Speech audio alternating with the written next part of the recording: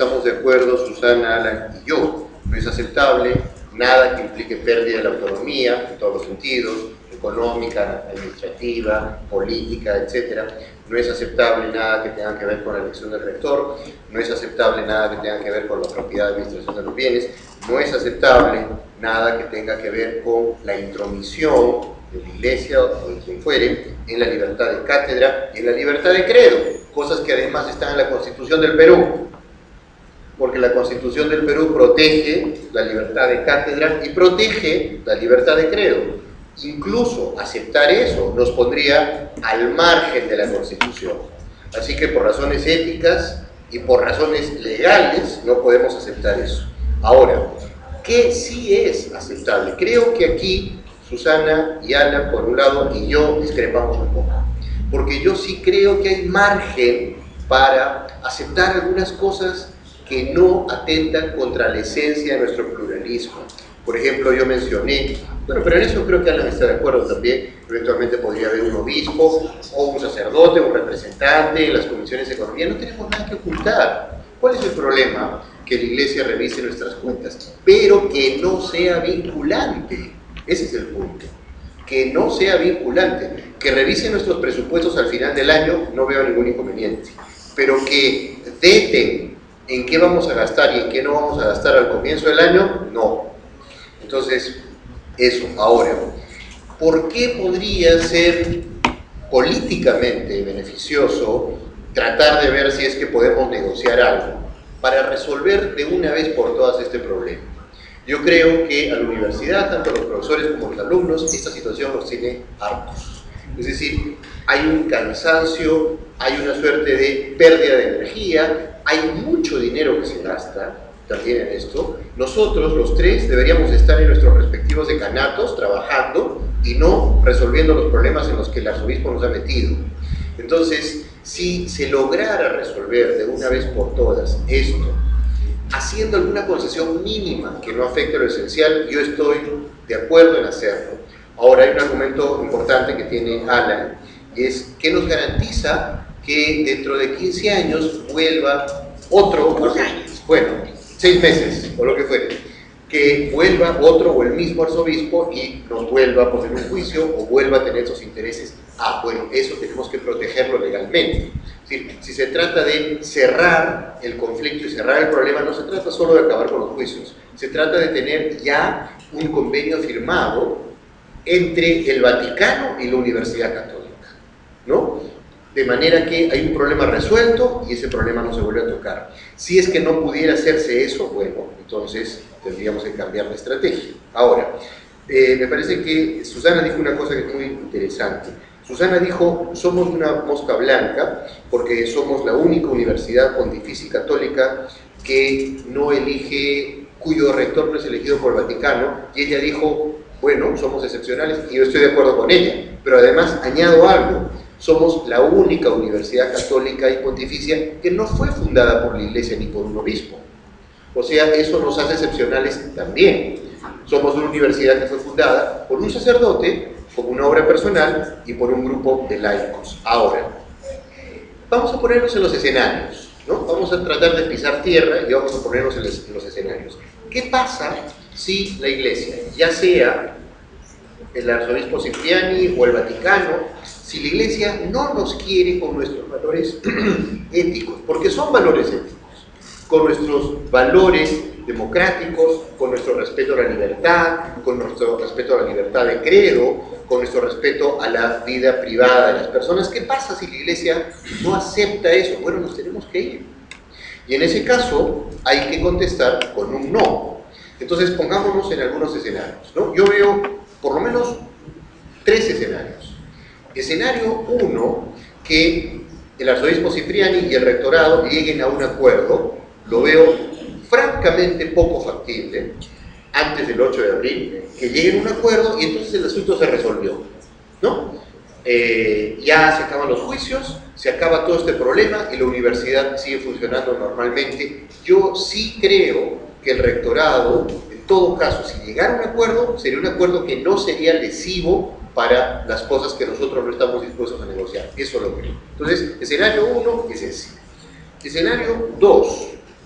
enviar al Vaticano una contrapropuesta, que sería la propuesta de la Comisión Belaúnde, que no se llegó a enviar, porque la Asamblea Universitaria no aprobó el resultado de la Comisión Belaúnde. La Comisión Belaúnde lo que hacía era básicamente lo que yo estoy proponiendo también, es decir, esto no aceptamos y esto sí, pero lo que sí son cosas menores, son cuestiones que no afectan la autonomía, no afectan la elección del rector, no afectan la libertad de credo, no afectan nada de eso, ¿no? Escenario 2. Y dejar entonces la pelota en la cancha del Vaticano para que el Vaticano ya decida, ¿no? Escenario 3. Actuar como los griegos en la Segunda Guerra Mundial. Ustedes saben que en la Segunda Guerra Mundial Alemania envió un documento de 300 páginas al gobierno griego donde le daba toda suerte de argumentos por los cuales Grecia tenía que rendirse, ¿no? Entonces Grecia contestó con una página que decía simplemente no. Desde ese día, el Día Nacional de Grecia es el día del no. O sea, su 28 de julio es el día del no. Ahora, algo tengo que decirles. 2 semanas después, Alemania estaba ocupando Grecia, ¿no? Entonces, hay que considerar todo eso. Bueno, esos son los 3 escenarios que yo veo. Ahora, supongamos que nos quedamos con uno de los 2 escenarios últimos. No hay negociación, no hay acuerdo, o bien mandamos una carta que diga excelentísimo, bla, bla, no, firmado Marcial Rubio Correa, ¿no? O bien hacemos eso, o bien mandamos una contrapropuesta con la cual el Vaticano no está de acuerdo. ¿Qué escenarios creo que se vienen? Primero, ¿es factible que el Vaticano nos quite el título de pontificia? Es factible. ¿Probable? No creo. Sería la única vez en la historia de la humanidad en la que el Vaticano le ha quitado a una institución, en este caso una universidad, el título de pontificia. San Marcos es pontificia y nunca se la quitó. Lo que pasa es que a San Marcos no le interesa poner sobre la mesa su título de pontificia, pero es una universidad pontificia. Entonces, no considero verosímil que el Vaticano nos quite el título de pontificia. ¿Por qué? Porque después tendría que dar explicaciones. Y tendría que decir, esta universidad que es católica, que es la mejor universidad del Perú, que es una universidad que tiene comportamiento solidario, que es una universidad que tiene responsabilidad social, que forma muy buenos alumnos, le hemos quitado el título de pontificia porque ellos quieren ser democráticos y elegir a su rector, ¿no? Y no solo eso, sino es una universidad donde nosotros enseñamos a nuestros alumnos a ser democráticos. Vamos a aceptar que una universidad en la cual nosotros enseñamos a los alumnos el comportamiento democrático, su rector sea elegido de manera no democrática y además designado por quién, designado por el arzobispo de Lima que apoyó a una dictadura corrupta y criminal. Entonces, ¿con qué cara voy a ir yo a donde mis alumnos de filosofía contemporánea a hablarles maravillas de la democracia cuando uno puede levantar la mano y decir, pero profesor, ¿cómo el rector no ha sido elegido por un arzobispo que no es precisamente democrático? ¿Y qué le voy a contestar yo? Bueno, entonces, esos son los escenarios. No me parece factible, mejor, no me parece probable, pero sí factible, o sea, metafísicamente posible, pero no probable, que nos quiten el título de pontificia. Pero pongámonos en el peor de los escenarios, nos quitan el título de pontificia. ¿Qué pasa? Nada, porque los bienes de Ribagüero fueron legados a una universidad que no era pontificia. Y la Universidad Católica fue fundada sin ser pontificia. Entonces no pasa absolutamente nada. Ahora, segundo paso, ¿nos podrían quitar el título de católica? No. ¿Por qué? Porque el título de católica no es propiedad de nadie. El abogado del arzobispo, que evidentemente no es de la católica, porque si fuera la católica no habría dicho lo que dijo, en televisión dijo una cosa que a mí me dejó escarapelado. Dijo, así como yo no puedo no puedo poner una tienda que se llame Coca-Cola sin pedir permiso a la Coca-Cola, o yo no puedo vender carros marca Toyota sin pedir permiso a la Toyota, yo no puedo tener una universidad católica sin pedir permiso a la Iglesia Católica. Yo le preguntaría a ese abogado una pregunta bastante ingenua. ¿En qué registros públicos está registrado el nombre de católica? Quiero saber si los registros públicos del Vaticano, o del Perú, o de Suají, o de cualquier país del mundo, está registrado el nombre católica. No está, ni puede estar porque es un nombre genérico. Además, como todo el mundo sabe, católica significa universal. Entonces, yo no puedo ir a registros públicos y decir, de ahora en adelante voy a registrar el nombre de Dios dentro de mi potestad. Así que cualquier persona que mencione a Dios me tiene que pagar un impuesto. Evidentemente no puedo hacer eso. Lo que puedo hacer es empresa de estudios divinos, Pablo Quintanilla, eso sí puedo hacer, ¿no? Pero yo no puedo registrar el nombre de católica. Bueno, entonces, ¿nos pueden quitar el nombre católica? No puede, ¿no? Pero Susana ha dicho algo que es cierto. El Poder Judicial en el Perú es incierto, ¿no? Cualquier cosa puede pasar. Ya ha pasado cosas raras. Y el 2016 hay elecciones y hay varias posibilidades. Una posibilidad es que Keiko Fujimori, hija del dictador, sea presidente. Otra posibilidad es que Alan García, que tiene intereses personales vinculados con esto, sea presidente. Y ellos podrían resolver el asunto en 15 minutos. Entonces, si se pudiera resolver este asunto haciendo concesiones mínimas antes del 8 de abril, yo diría ideal. Si no puede ser el 8 de abril, sino antes del 2016, mejor, ¿no? Si no se puede resolver, bueno, pues, entonces sigamos adelante. Bueno, agradeciendo las intervenciones de los tres ponentes, además miembros de la Asamblea Universitaria que va a votar este 2 de abril, la Federación de Estudiantes como coorganizadora, y antes de pasar a las preguntas también del público, les gustaría a través mío dar un mensaje. En realidad es un poco recogiendo las intervenciones y también haciéndoles llegar lo que se ha estado discutiendo en los órganos representativos estudiantiles durante las vacaciones, durante estos meses de clases, que han estado un poco discutiendo, dada la coyuntura, las negociaciones y el diálogo que se ha establecido. En ese sentido, a mí me gustaría recoger un poco la intervención de cada uno de los profesores, en tanto muchas de las discusiones que se han comentado ahora no son de temas religiosos, muchos son de temas administrativos, de temas económicos y de temas de poder y manejo de la universidad y de la Asamblea Universitaria.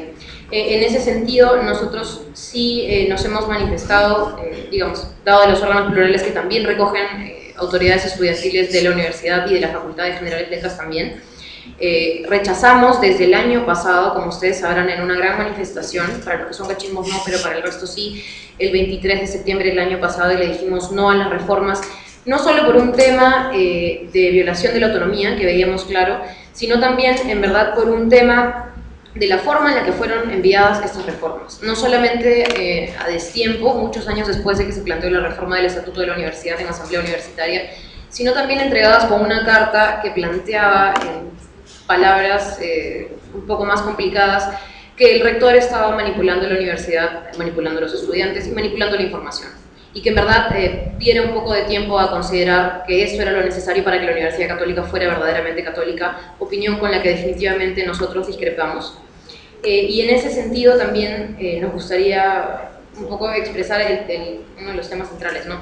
Nosotros no podemos ponernos en lugar de los jueces. El tema de los bienes actualmente está siendo interpretado no solamente en el tema de los testamentos, sino en otras varias aristas, y eso está en juicios actualmente, que creemos debe seguir un proceso limpio, transparente y el que, digamos, le corresponde. No como, por ejemplo, el caso de la sentencia que tuvimos en el Tribunal Constitucional. De hecho, sonó mucho el año pasado el tema del amparo y por qué la PUC perdió el amparo. Pero es un tema que en realidad, como también algún profesor lo mencionó, está inscrito en los bienes de la Católica. O sea, el que la Católica no tiene el amparo del Tribunal Constitucional está inscrito en sus bienes. Y eso de nuevo incide en el tema económico para la universidad. No es un tema religioso. Tenemos juicios legales que afectan en lo económico. Entonces, esas aristas son las que queremos considerar para decir la forma en la que se está planteando eso no es la correcta. El diálogo que se está buscando de la Iglesia Católica y de sus autoridades para y con la Católica no es el enfoque adecuado. Además, y ya para terminar, no queremos, digamos, como estudiantes, dar la cara por el rector, ni dar la cara por el profesor, ni por la profesora. Nosotros los estudiantes creemos que debemos dar la cara por nosotros mismos, y en ese sentido sí manifestar que hay preocupación, y es una situación preocupante. Pueden haber muchas sonrisas, el tema en realidad es preocupante, pero creemos que hay dos tipos de preocupaciones. Una preocupación proactiva, que te lleva a hacer cosas en contra de esa preocupación, para aliviar ese tema, pero una preocupación que se convierte en miedo y que puede dejarnos en una pasividad y en un silencio que en realidad estaría avalando que estas reformas pasen, de así serlo el 2 de abril. Es en ese sentido que nosotros tomamos la primera preocupación para, digamos, hacer algo, y en ese sentido, vale la redundancia de la frase. El 2 de abril estamos convocando a una congregación de estudiantes afuera a hacer una gran votación que refleje un poco lo que se está haciendo o se va a hacer ese día en Asamblea Universitaria. Sabemos que es un espacio reducido, de los 21.000 estudiantes solo 26 tienen voto arriba, igual de las muchas autoridades solo algunas tienen voto arriba. La idea es poder nosotros tener también ese voto afuera. Ya hemos gestionado en realidad el permiso, los esperamos encontrar ahí en la puerta principal a la 1 de la tarde, el 2 de abril, que es este lunes. Va a haber esta votación en la que se refleje, dadas las muchas opiniones y muchas aristas sobre lo que se pueda y no se pueda negociar, el tema de la autonomía, de preservar quienes somos, de poder estar en la universidad los alumnos como somos y de poder tener los profesores como ellos son también miembros de la comunidad universitaria, es algo que nos debe congregar en esa votación ese día a esa hora. En ese sentido los instamos y los invitamos a que estén presentes. Ahora, no sé si el público saldría alguna pregunta o intervención para algunos de los profesores. Va a haber un micrófono que va a rotar para